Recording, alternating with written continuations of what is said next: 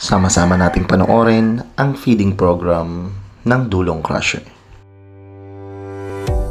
Kung handa ka nang mapanood, please rotate your phone and don't forget to like and share.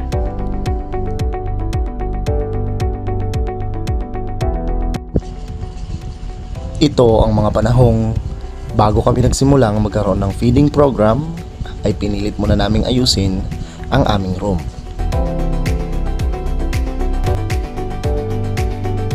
Dito ay ipapakita namin sa inyo ang pagkakaisa ng mga parents dito sa sitio Dulong Crusher. Makikita po natin sa video na talaga namang nagtutulungan ang mga parents para maayos ang room ng mga kabataan.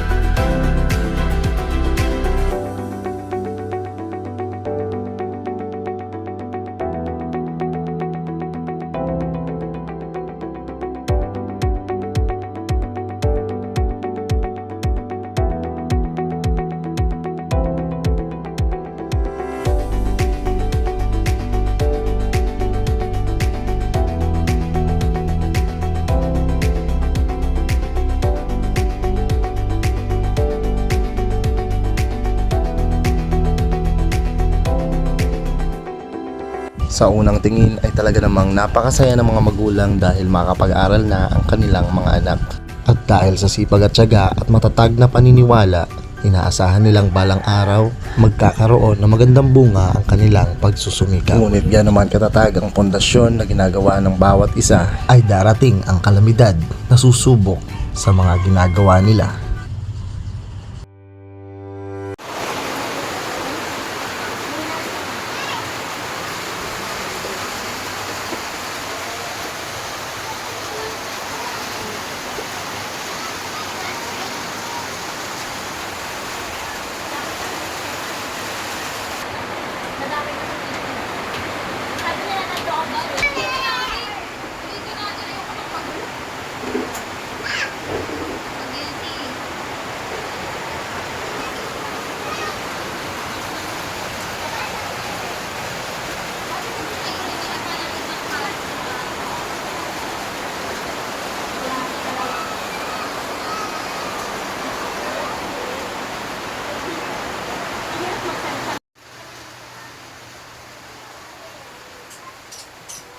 Maputik na daan, tumutulong bubong, at binabahang sahig.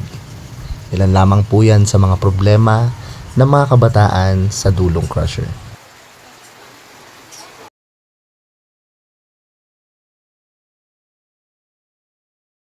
Ganon pa man, nakikitaan pa rin natin ng katatagan ang lahat ng mga taga-Dulong Crusher. At ito ang kanilang deserve na feeding program.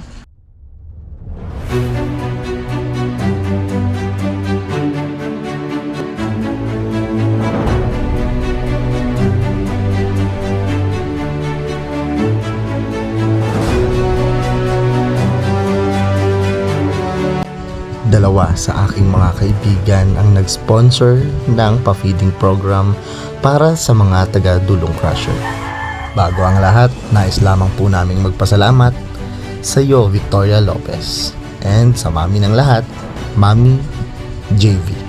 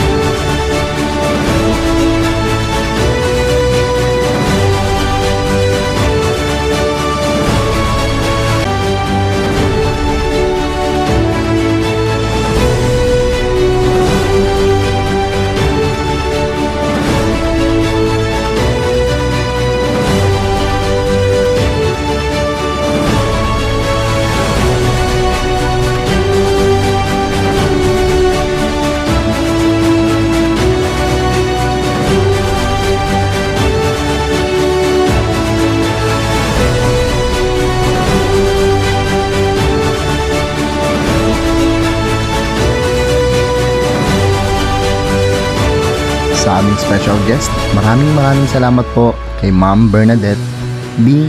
Mata, the President of Child Development Workers ng San Roque, at sa President ng Parent Committee Officer ng San Roque. Maraming salamat po, Ma'am Geraldine Panganiban. At maraming salamat po sa ating pong kagawad na si Sir Jason Panganiban. At sa lahat ng magulang na nakiisa sa feeding program, maraming salamat po. Muli, maraming salamat and happy birthday, Victoria Lopez.